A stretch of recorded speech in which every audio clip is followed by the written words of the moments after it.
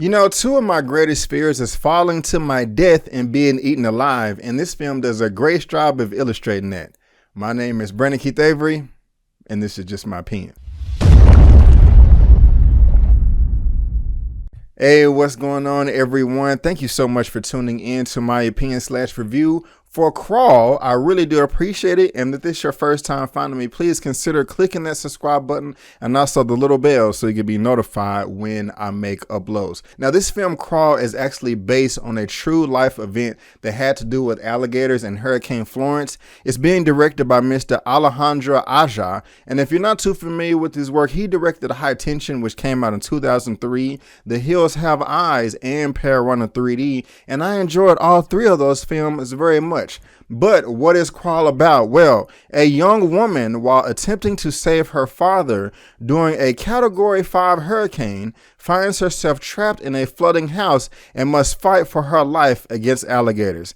And not only are these alligators, these are big alligators, and they are hungry. Now, when I was going into this film, my expectations were mediocre.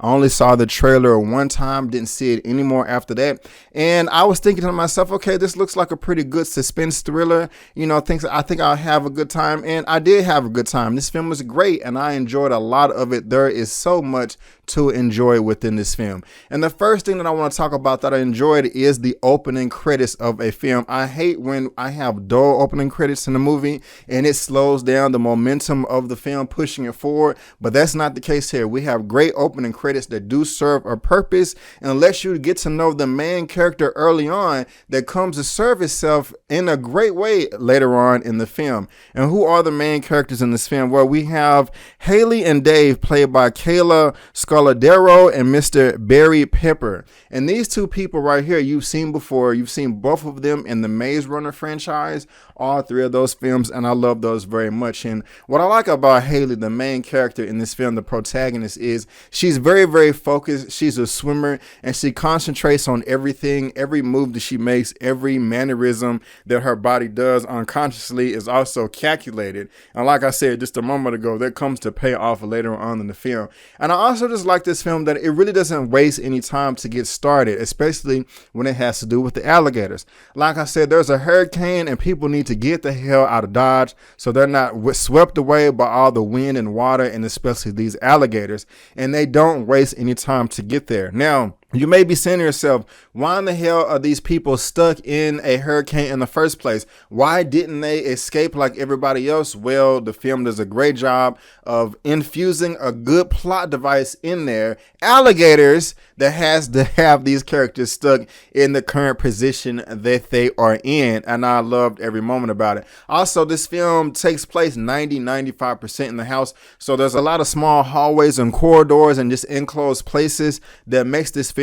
that much more suspenseful and thrilling, especially when the alligators come up. And these alligators are fierce. I mean, seriously, if you want to see some giant alligators just ripping people apart, killing people left and right, this is the movie for you. You will have a good time. And not only is it a great thing to see all these alligators kill people, is you actually care about the characters that are involved. I love Haley and I loved her father Dave. You really do care about them. You really do care about their relationship and their backstory. That, you know, these are human beings that relate to each other and converse with each other and have problems and fight and love each other, you know, just like me, you, and everybody else in the world. And you really do kind of sympathize with them, especially, you know, if you have some type of dysfunction in your family, which appears to be the case in this film as well. And now, something that I do want to complain about it is the alligators themselves. While they are big and they are fierce and they do go around wrecking shop on all types of things, they did not look necessarily CGI realistic to me. At some points I was just saying to myself, okay, I can tell this is a computer, especially, you know, contrast with all these other practical effects and the practical set around it. It did clock me out just for like a small millisecond. but you know, nothing too much to where it takes you completely out of the movie. I also like before the mayhem even start, even throughout the movie, the film teases you a lot with the scares. There was some times where I was like, oh my gosh, be careful, you're gonna crash into a tree, you're gonna crash into a boat. Where are you going? There's an alligator right around that corner. I know he's gonna be there, and then it wasn't an alligator there, or you know, something jumping out at you. I like that. I don't like when my jump scares in my film, my suspense thrillers, you know, you can see a mile away, but that's not the case in this film. They really are able to sneak up on you. And I talked about the bloody deaths as well. I mean, you know, I also feel that some of the deaths that were, you know, a little bit unnecessary. I mean, I would have been disappointed if I didn't see some alligators killing some people in this film, and just seeing how powerful they are and how great they are able to move around in water in their own environment and things like that. But there was one death in this film that really did frustrate me, and I wish they would have, you know, not put it in the film in the final cut. And just one more small gripe, you know, in the second act, there was just a little bit of inconsistencies with the alligator's abilities. I mean, I'm no professional alligator catcher or anything like that, but I always understood that alligators can attack you in the water and on land. But in this film, it seemed like they did not want to go on land for some reason, when they could have gotten one of the good people that we was, you know, rooting for. And I'm just kind of like, okay, that's just kind of inconsistent there. But this is great right here.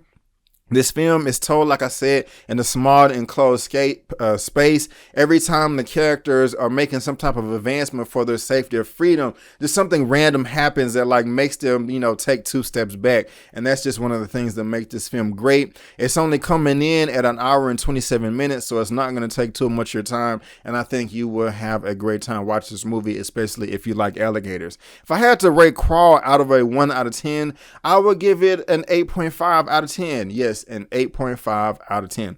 But guys, that is just my opinion. Have you seen Crawl, or do you want to see it? And what you think of my review, please let me know down in the comment section below. Let's get this conversation going and keep it flowing. If you like this video, please go ahead and give me the thumbs up, and if you don't, that's fine, but you can still subscribe to my channel and also look me up on social media. But guys, I just want to thank you so much for tuning in to my opinion/review for Crawl.